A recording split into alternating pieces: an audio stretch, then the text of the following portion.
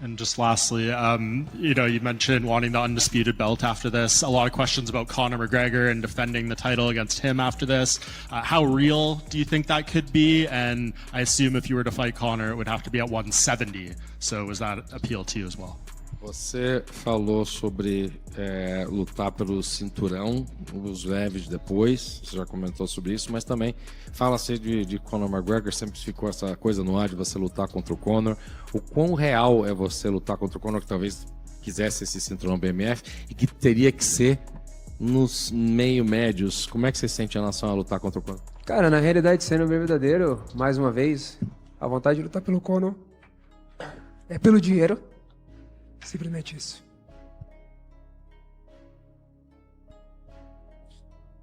Being truthful, I've always been, and I will again, to fight Conor, it would be for the money.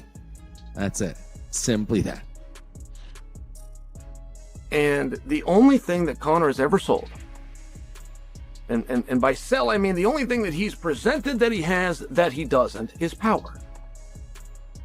Very smart. So you want to look like someone making a real run at combat sports history. The potential White House matchup just became completely wild, and we're talking about names getting bigger with every single announcement. This card is building into something massive for combat sports. The type of event that happens maybe once ever. Now here's what makes this crazy. Conor's made it pretty open that he'll fight anybody, but I need you to be aware that that is one of the tactics and one of the things within this game. And I do wonder that. I wonder that with John Jones as well. Some of these guys that we don't see fighting 3 times a year, they contractually have to be offered that, and I believe are. And I just wish I had that information. I would be very curious. Who were you offered? When were you offered him? And why did you turn it down? I would just be curious to that.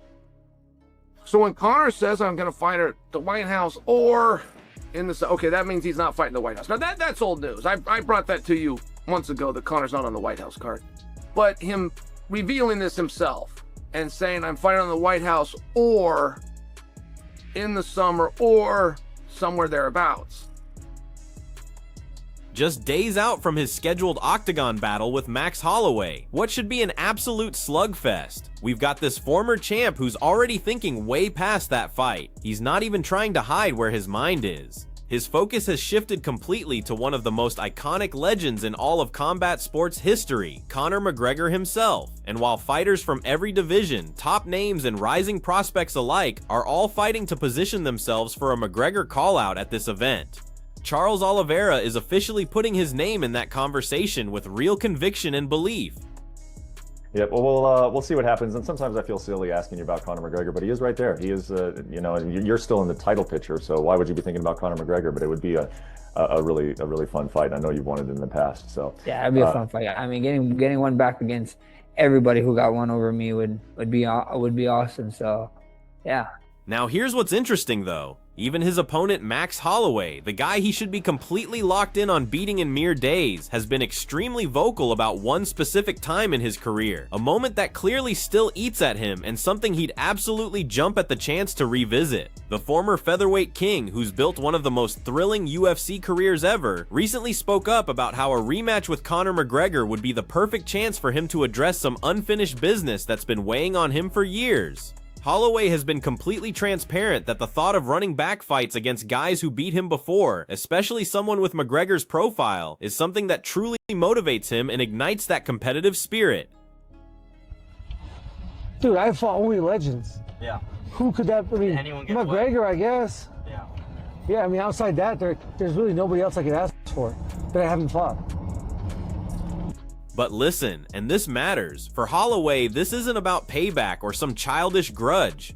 What he's really chasing is the opportunity to demonstrate to everyone, to himself, and to all the doubters, exactly how much he's evolved since that first encounter.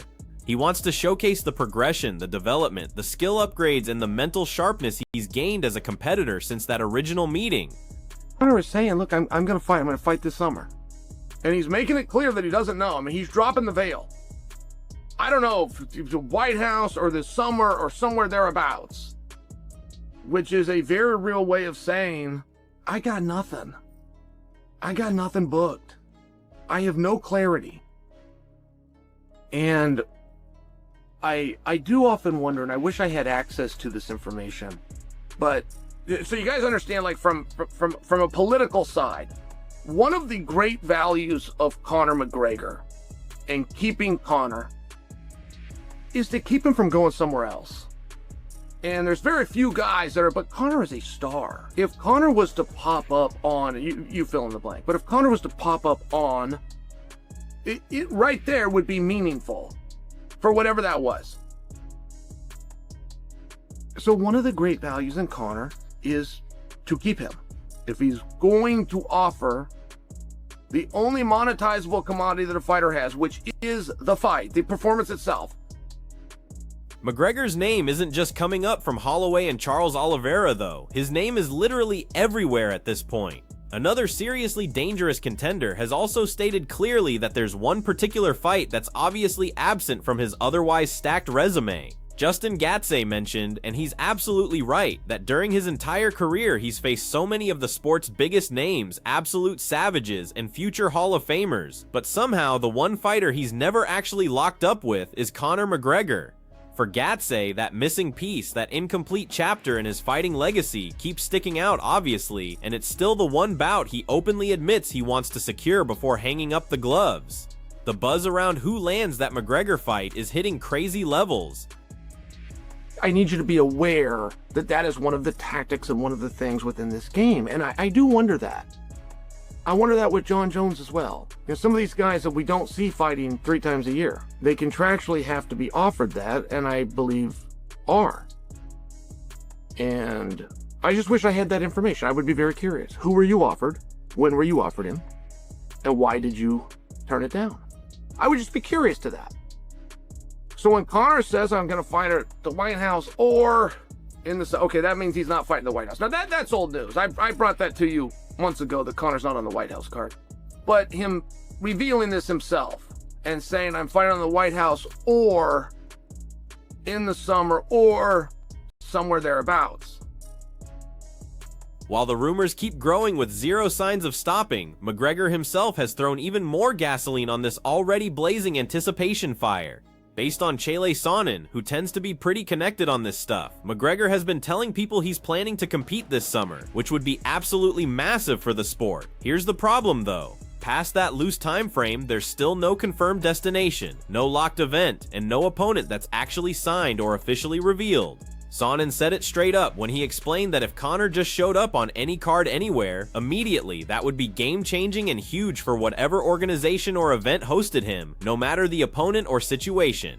He also pointed out something really fascinating, that the biggest asset McGregor brings right now isn't even necessarily the actual fights, it's just having him locked into a contract with a major organization. Because a superstar at his level, with his worldwide appeal and box office power, would immediately transform any promotion he joins, delivering mainstream coverage and pay-per-view numbers that almost no other fighters can deliver.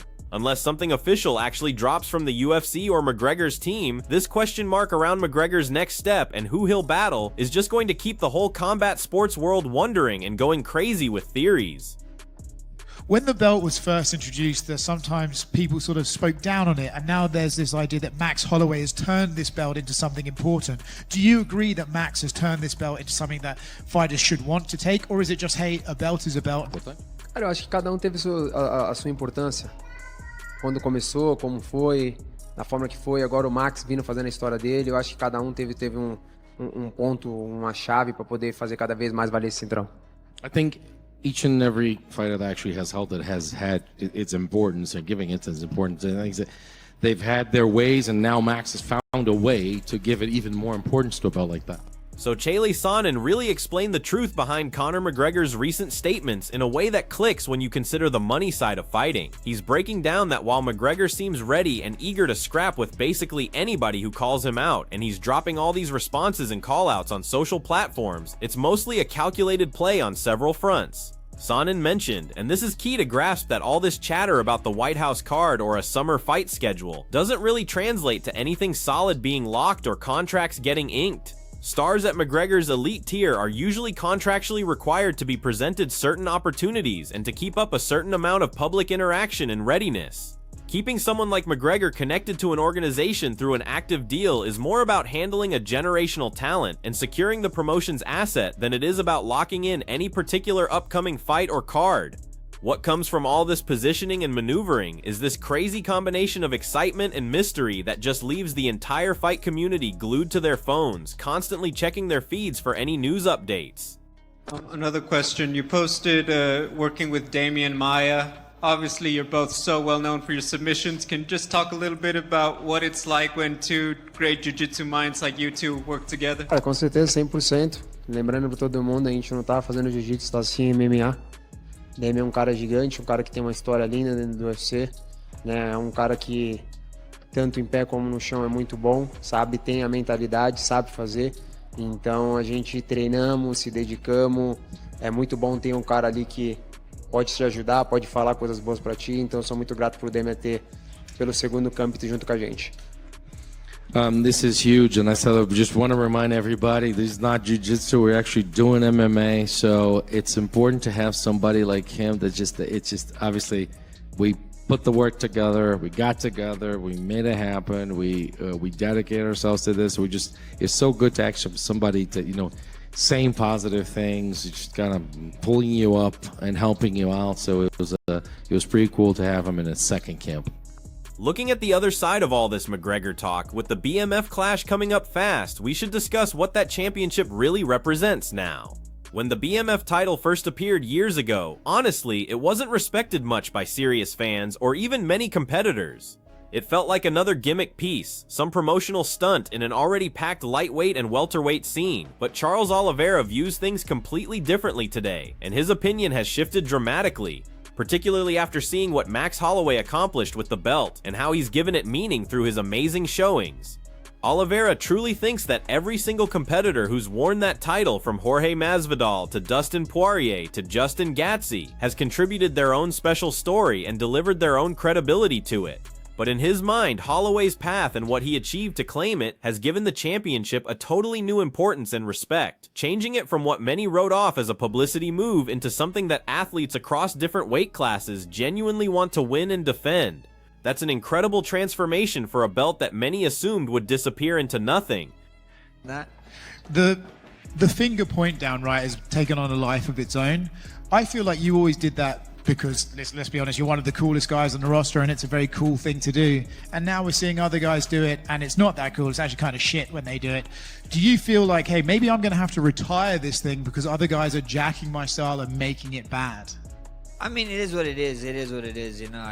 We can't take it back. And if they're just going to keep, in your words, butchering it, I mean, that's on them, I think that moment transcended the sport, and it was amazing. I was saying in an interview, I saw someone with my shirt on, and I was like, oh, sick shirt, and being like, oh man, they're losing their mind was me. But then they was like telling me, I'm not even an MMA fan. I saw this clip, and then I saw your shirt at Pakistan, that's why I bought it. So that's how cool that moment was, and if guys are looking for that type of moment and that kind of type of feeling, keep doing it.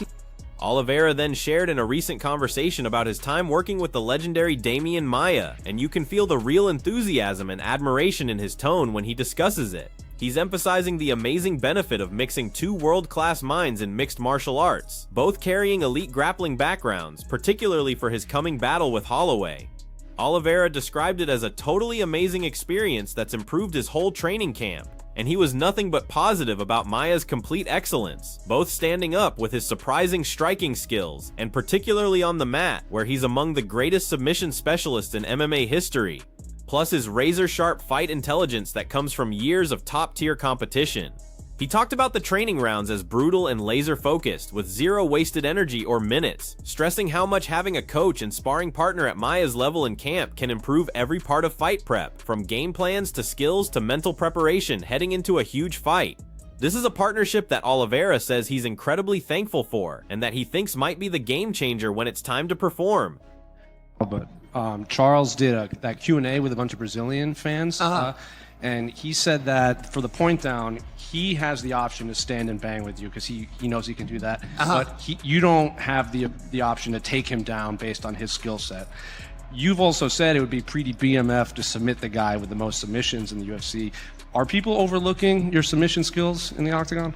I mean, it is what it is, you know. Like I didn't get to show too much of my submission skills in the octagon anyway, but that would be pretty BMF, right? That'd be pretty BMF to go get it, submit the submission artist. That would be amazing. But you know, Charles can say whatever he wants. He can say whatever.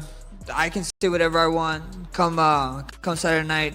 Following all that time perfecting his craft with legends like Demi and Maia, and taking his ground skills to an even better place, Oliveira now puts his total attention on what could be the toughest test of his whole career, battling Max Holloway for that BMF championship that carries so much meaning for both athletes. Holloway meanwhile recognizes Oliveira's danger level without any doubt at all, directly naming him a legitimate BMF himself and completely rejecting the simplistic notion that this bout is just going to be a straightforward striker against grappler situation.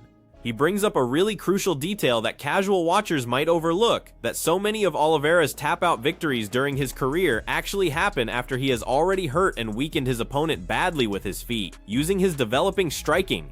It's that deadly combination of striking that can drop you and then finishing skills on the mat that makes Oliveira such a wild card and truly dangerous challenger for the title. With both competitors carrying serious power, world-class abilities in different areas, and the type of finishing instinct that can stop a fight instantly, this battle looks set to be one of the most exciting and even matchups that the BMF Championship has ever witnessed since it started. No, we don't want to see the last 10-second madness from Oliveira. Obviously I'm a big fan of both guys. I think if you're involved in MMA and you like it and you like watching it and you're a fan of the sport, you can't not be a fan of these guys. These guys are both very good. I would rather, after seeing what happened to poor Justin Gaethje when we were there live in Vegas, nobody else should have to suffer the same fate, especially not Charles Oliveira. Still, Holloway has been upfront about something that's been eating at him, confessing that the first meeting with Charles Oliveira years ago didn't feel right to him whatsoever, and it left both supporters and him feeling like that scrap never truly occurred or hit its ceiling. The bout, while it's officially in both of their records and you can check the outcome, seemed unfinished somehow, like an open question that's been sitting there for years that Holloway is totally anxious to resolve permanently. Now with this rematch finally booked and the pressure higher than ever with a belt at stake, he's completely pumped for the opportunity to make things right and demonstrate to everyone what a genuine, complete 5-round battle between these two world-class competitors really looks like when they clash again. He's starving, and I mean truly starving in a way that comes through in his words. Not just for payback or to reverse that defeat, but to show everyone watching that he deserves to be at the absolute peak of whatever weight class he's fighting in, whether that's featherweight, lightweight, or anywhere between. We're about to discover, and it's a wonderful thing. Past what goes down in the octagon, we need to discuss how Holloway's classic finger point down sequence has developed this totally crazy existence of its own in fight culture. What began years back as his personal trademark move, something special to his approach and character, has now been mimicked and repeated by competitors across different organizations and sports. And sometimes during that copying, it misses the original style and realness that made it memorable initially. But here's the deal, Holloway is totally fine with all that copying. He views it as respect in a sense. That basic motion has grown so much larger than just MMA or the UFC. It's motivating supporters literally around the whole planet, from casual watchers who barely know the sport, to someone on the other side of the world who purchased his gear and became a supporter, simply because they witnessed that one viral moment.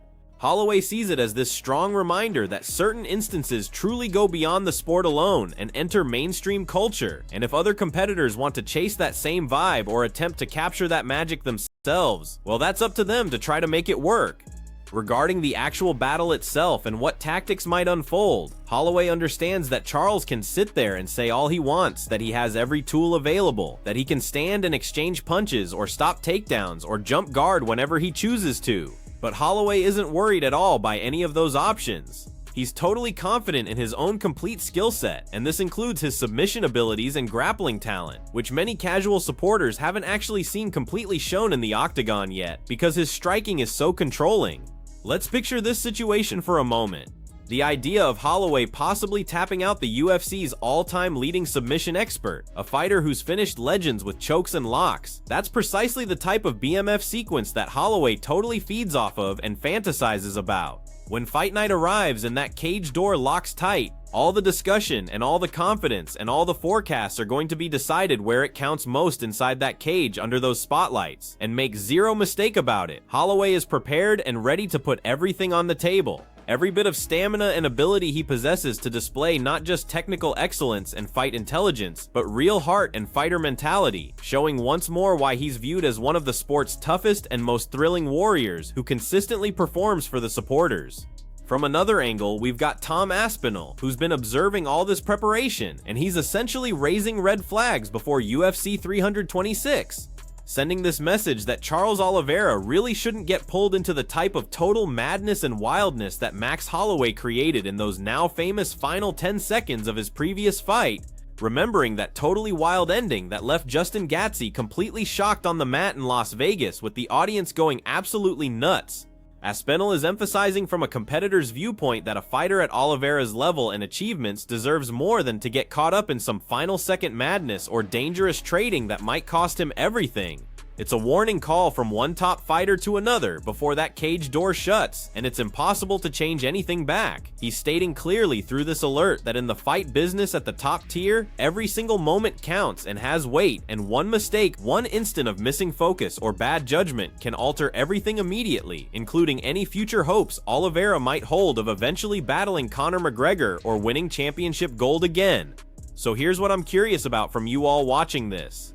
What do you really think about Charles Oliveira going after Conor McGregor as his next fight after this BMF battle? If he beats Holloway, do you actually believe that Oliveira has the tools, both fighting-wise and star power, to win in that type of huge showdown against probably the biggest name the sport has ever produced? This is the kind of scrap that could shatter pay-per-view records if it really goes down.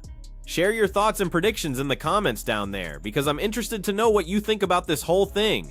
And remember to hit that subscribe button and turn on notifications for more in-depth fight analysis and all the newest updates from MMA and combat sports.